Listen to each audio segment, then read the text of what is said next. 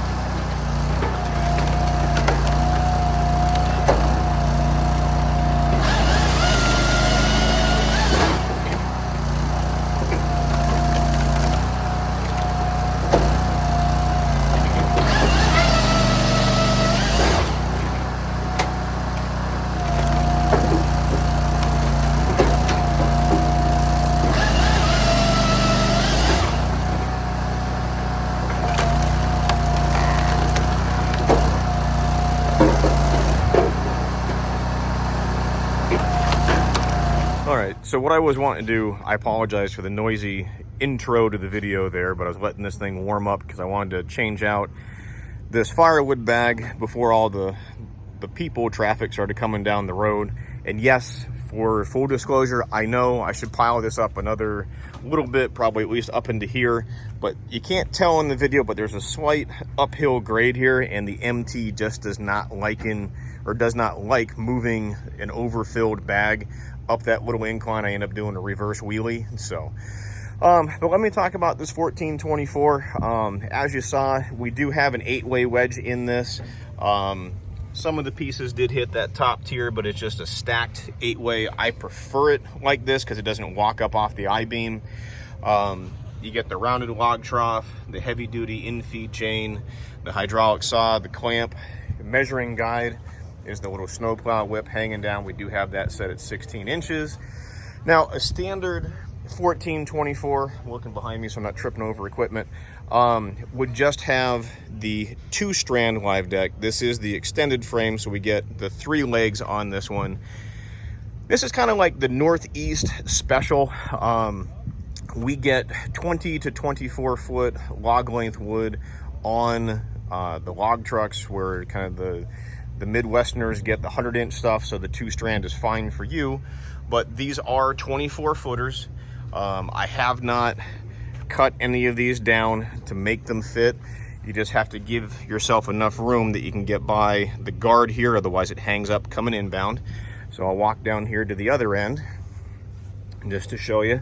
So these are straight off of the log truck, no fresh cuts on the ends, so we didn't do anything special.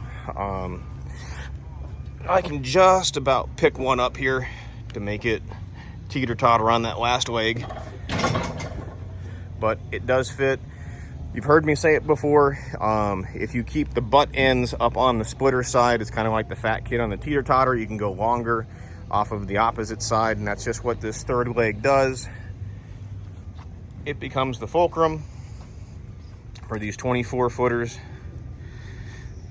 And I like the 1424 because it's a lower live deck. The MT85 with the weight kit that we put on it right here with the log grapple easily put stuff up on there. So I try to think of everybody, you know, that might have like a smaller John Deere, a Kubota Coyote or something for loading the live deck. It's maybe, I don't know, 40 inches in the air. So decent height. Whenever I build these, I do kind of Cadillac them up a little bit. So you have your auto cycle valve. It's the fast split, the big bore cylinder where it's like the larger rod, so it takes less oil for it to go back in.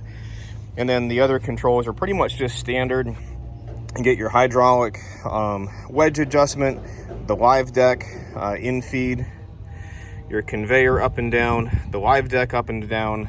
This is your saw coming back, the saw return, and then the actual log trough in feed. The conveyor forward, neutral, and reverse with speed control. Some gauges just to make sure everything stays within means. The blue knob is always your saw oiler. I'll walk around that side. The wedge is the same as the splitters. If you drop it all the way down, it's the quick release system. We do have this one going out as a 4-way, 6-way, and the 8-way, so it is a full wedge package. This conveyor is 12 feet in overall length.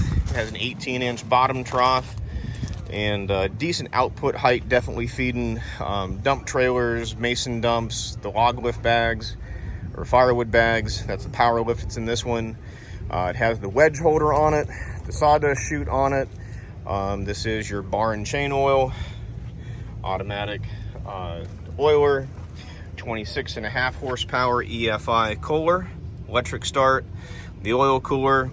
And then this is what I really like, is your auxiliary fuel tank. And so it's kind of the same setup on the 2024 that's over there. It just gives you a longer run time. Nice big hydraulic oil tank with inline filter.